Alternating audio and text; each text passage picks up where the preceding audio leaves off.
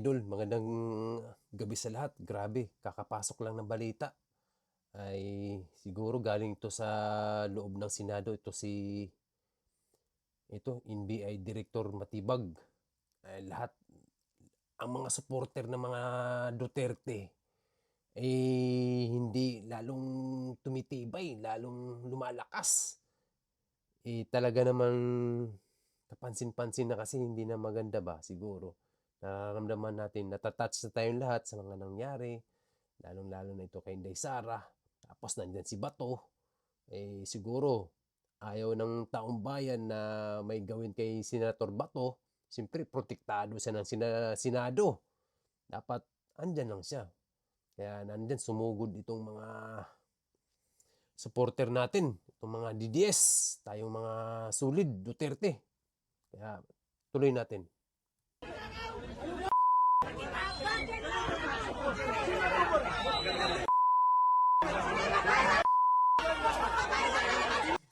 Tinatawag siya na magnana. Lagot ka talaga dyan mga idol. Kasi ngayon, lalo na yung impeachment ni Inday, yung mga 255 dyan, antayin nyo pag lumabas yung mga picture nyo kung sino-sino kayong mga bumoto dyan. Lagot kayo. Kasi reverse ang mangyayari niyan. Ang ng thinking ng tao ay ikaw ay isang ganito, bayaran man o hindi. Kasi ganito, ganyan ka. Kasi katulad kay Bato, nagtatrabaho ng maayos yan. May malasakit sa bayan. Ang tinatrabaho niya para naman sa kinabukasan nating lahat. Itong tungkol sa war on drugs. Kay Tatay Digong. Ganun yun eh. Kaya lalong lumalakas ang mga Duterte dahil sa pinaggagawa nila. Kasi walang ibang lumalaban sa droga. Itong nangyayari sa ating bansa. Kundi Duterte lang. Di ba? Hindi naman tayo ang nagbibinipisyo dyan. Ako, ikaw, future ang pinag-usapan, ang kinabukasan. Hindi naman ang Duterte. Diba? Tuloy natin. Hanggang kukuyogin sa dyan.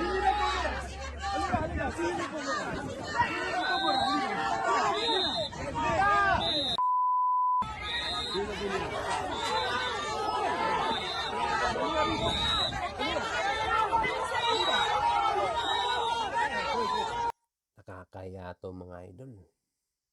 Nakakaya yan. Ngayon kita na yung mukha niya, NBI Director. Naku po. Dami mong magbabati ko sa kanya pag ganyan. Kasi ba't mabuting tao yan?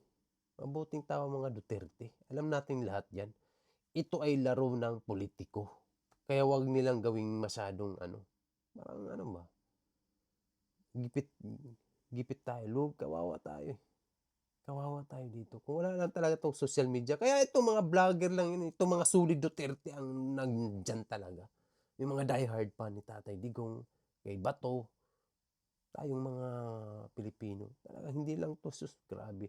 Pag yan si Inday ma-impeach tapos pinagkaisahan tayong lahat. Taong bayan ang magdidesisyon dyan.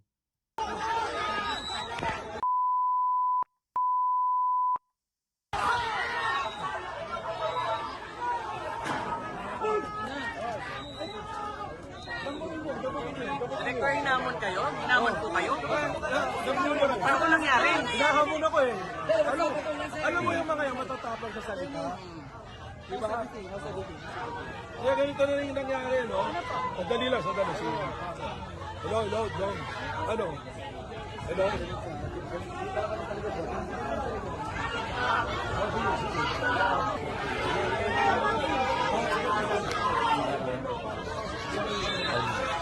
Pag yan idol, makita na si Bato dyan, dala-dala ng mga NBI, magagalit ang taong bayan.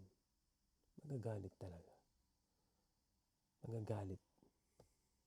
Kaya dito natin makikita, baka yan si, dyan, alam naman natin sino may control ng pinakamataas dito. Isa lang ang pinakamataas itong presidente.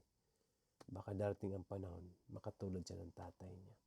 Kasi magkakagulo ang grabe ang supporter ng mga Duterte.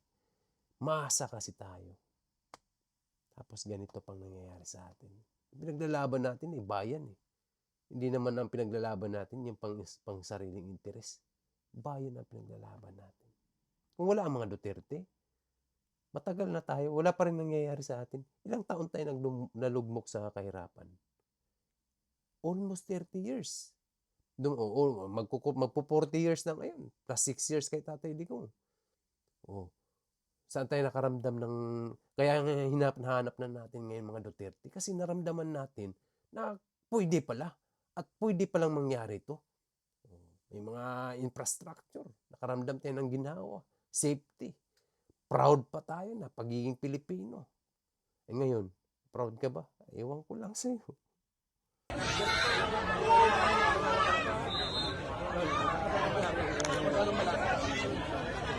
Alam mo po mga nagrarally na ito, matatapang nagsasalita eh. O matapang sa Facebook, matapang sa salita. Hindi naman na as in lahat yung nagrarally tayo dyan. Talagang mga sulit talaga yan.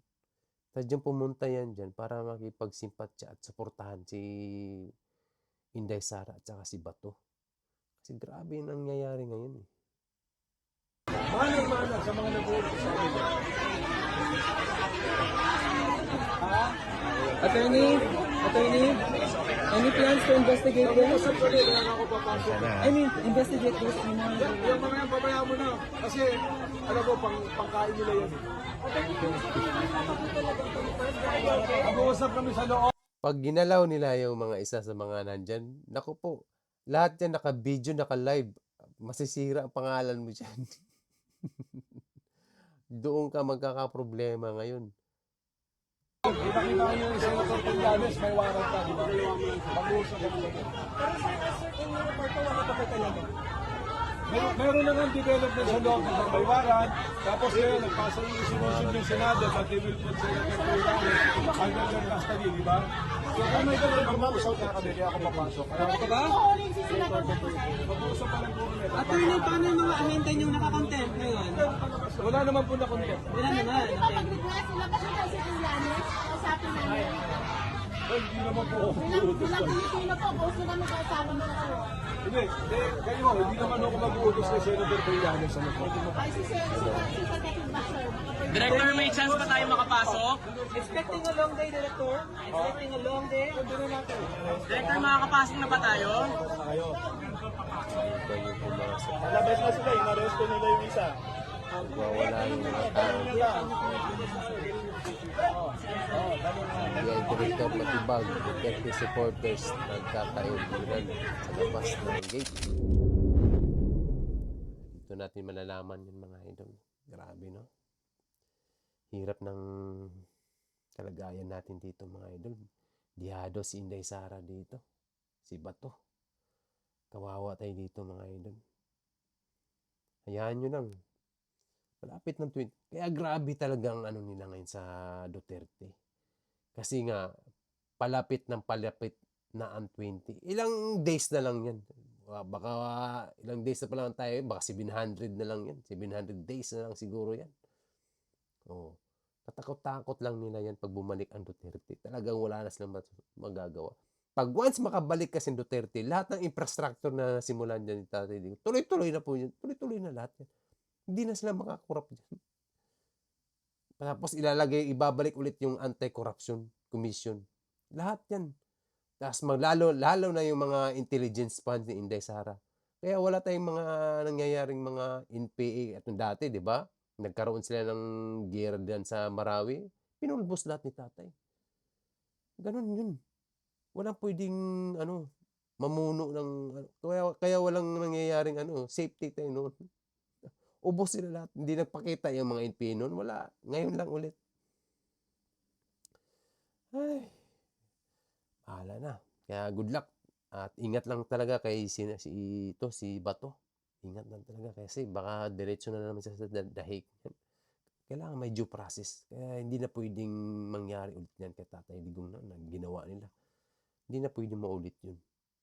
Kaya sana tayong mga supporter ni Tatay Digong at saka Inday Sara, behave lang tayo. Walang mangyaring mga kaguluhan. Idaan natin sa tamang proseso. Pwede kang sumigaw, pwede kang paglaban, wag lang manakit ng wag lang kayo mambato, sigaw, pwede yun. Ilabas nyo yung galit, ilabas nyo yung hinanaing. Pwede naman yun, walang problema. freedom of speech natin yan. Kaya sana, maging maayos ang lahat para sa bansa. Kasi itong eleksyon na to, para sa bayan to. Kaya Duterte tayo. Ibalik natin ang Duterte. Kita ninyo na, talagang gigil na gigil sila sa Duterte. Kasi alam natin lahat na Duterte lang talagang pag-asa sa bayan. Kaya tayong mga Duterte sulid, laban lang tayo. Ibalik natin si Inday Sara sa palasyo. Sige lang. Ramdam ko, alam ko na Duterte talaga magiging presidente dyan. Hindi tayo papayag. Maraming hindi papayag talaga dyan. Kaya, laban! Thank you sa lahat. Ingat na mga idol. And good night.